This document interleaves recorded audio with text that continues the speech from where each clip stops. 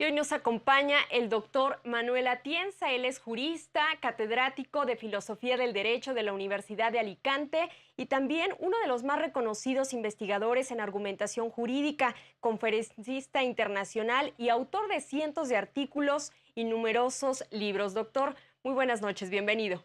Muchas gracias, buenas noches.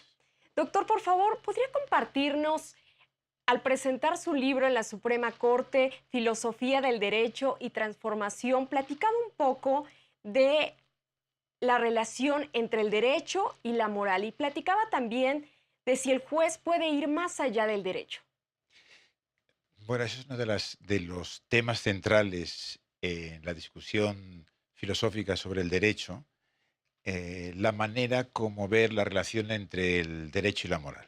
Hay una concepción del derecho que se llama positivismo jurídico, que ha defendido que tiene que haber una neta separación, no en el sentido de que el contenido del derecho muchas veces naturalmente coincida con normas morales, sino que lo que dicen estos autores positivistas es que a la hora de identificar una norma como jurídica, el jurista no tiene que hacer ninguna referencia a la moral.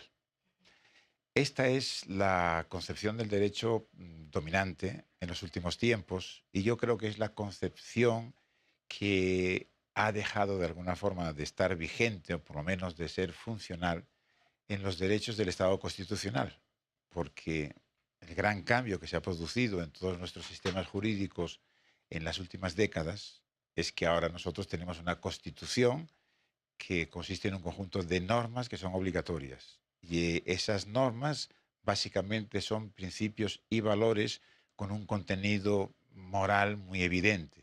Por ejemplo, pues la referencia a la dignidad humana.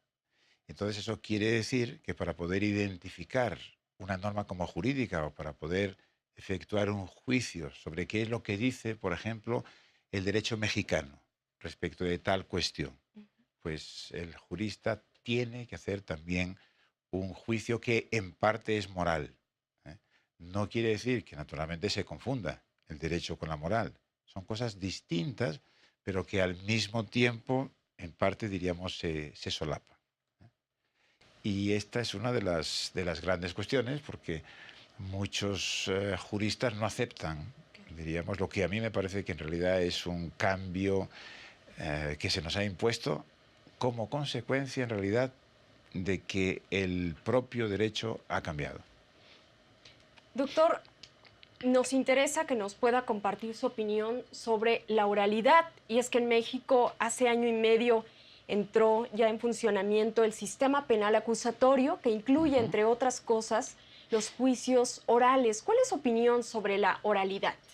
Bueno, creo que este es un fenómeno que ha ocurrido no solamente en México, sino por lo que yo sé en prácticamente toda Latinoamérica. Yo creo que es una operación que tiene mucho de ideológica, o sea, de introducir el sistema de Estados Unidos en materia penal en algunos países. No se ha quedado únicamente en materia penal, sino también juicios civiles, etcétera. Yo creo que aquí corremos un riesgo, en mi opinión, grave, que es la de construir algo así como el mito de la oralidad, así es como lo ha llamado un gran jurista italiano, Michele Tarufo, y me parece que tiene mucha razón. El mito de la oralidad consiste en pensar que en nuestros derechos o nuestros procesos, cuanta más oralidad mejor y cuanto menos escritura diríamos también mejor. Y esto es lo que es equivocado, que la oralidad tiene ventajas y tiene inconvenientes. Tiene la ventaja naturalmente de, sobre todo, de la rapidez, pero tiene el inconveniente, y esto es una cosa que el que haya estudiado argumentación y concretamente la tradición retórica de la argumentación ha de saber que a través de la oralidad es más fácil convencer o persuadir de lo que es falso o de lo que es injusto.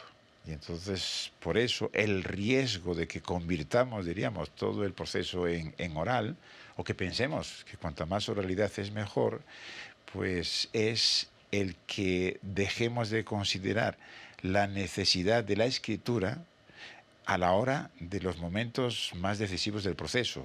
Podríamos decirlo también, cuando lo que se están juzgando son casos muy difíciles. Porque en casos fáciles, donde prácticamente no hay controversia, hay acuerdo, yo diría que la oralidad manifiestamente tiene ventajas.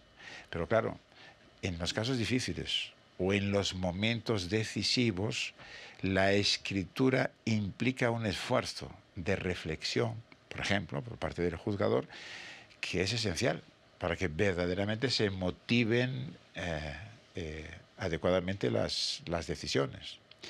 Y creo que yo diría, error, o por lo menos en parte error, que haría necesario, no me estoy refiriendo únicamente a México, porque creo que un problema muy parecido ocurre prácticamente en todos los países latinoamericanos. Necesitaríamos estudios sociológicos que nos mostrasen de manera clara qué es lo que está ocurriendo. Porque yo creo que hay un optimismo cuando uno habla con los jueces que puede ser excesivo.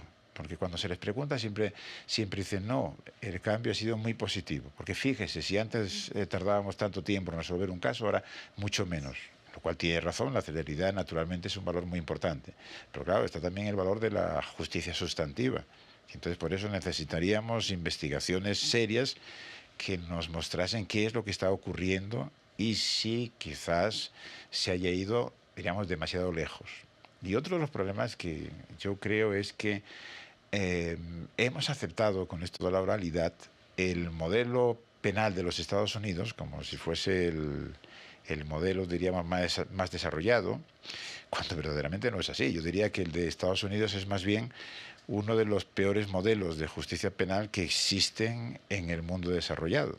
Estados Unidos tiene un número de internos en las prisiones que creo que es casi como 10 veces lo que existe en los países europeos.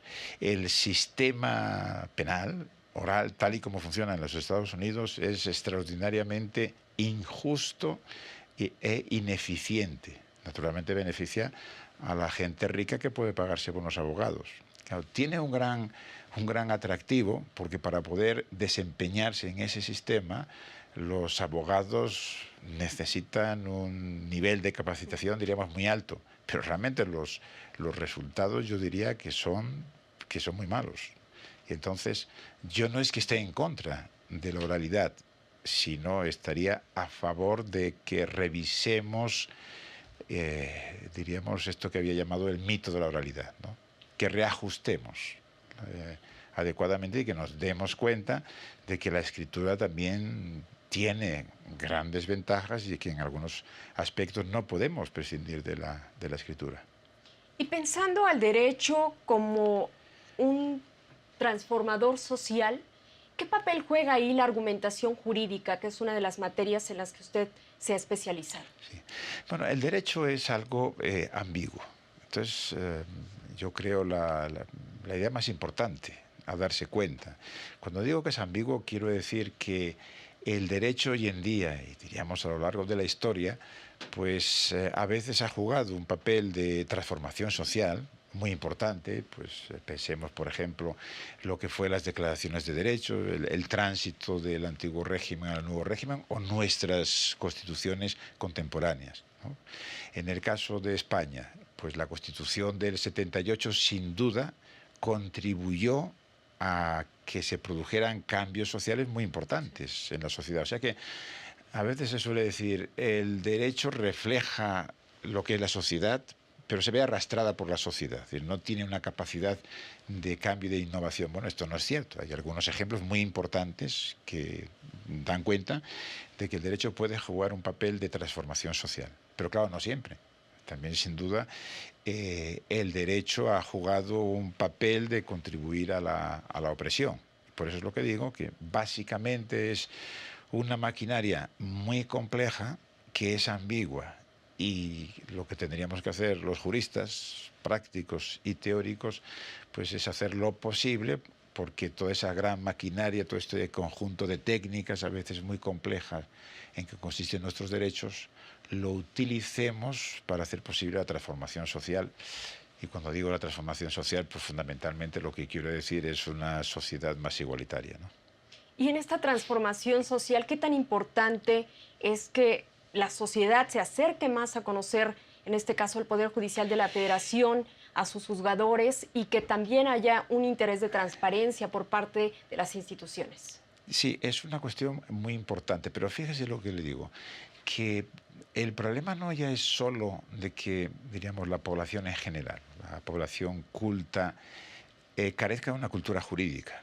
Y cuando hablamos de cultura jurídica, obviamente no nos referimos a lo que son las cuestiones muy técnicas, digamos, a la letra de las leyes, etcétera, etcétera, sino que se conozcan los grandes conceptos del derecho, que se sepa bien lo que es un Estado de Derecho, las garantías penales y cosas por el estilo. Ahí tenemos un gran desafío. Pero en realidad me parece que el problema que tendríamos que afrontar los juristas no solo es de difundir la cultura jurídica a la población en general, sino incluso a la parte más culta de la población que no es jurista, digamos, que es lega en derecho.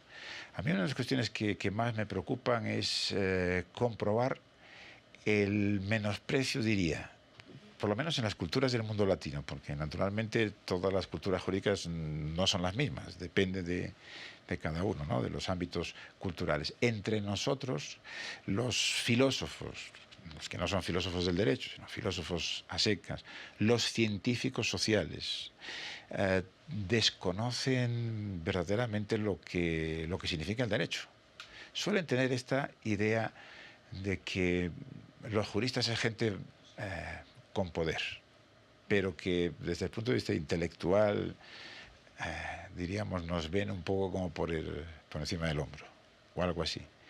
Y creo que al carecer de una cultura jurídica se están privando también de poder entender lo que es la sociedad, y por lo tanto de poder hacer buena ciencia social o buena filosofía. O sea que este problema de transmisión de la cultura jurídica no se refiere únicamente al sector, diríamos, medio, ¿no?, de la población, sino incluso a la parte más culta.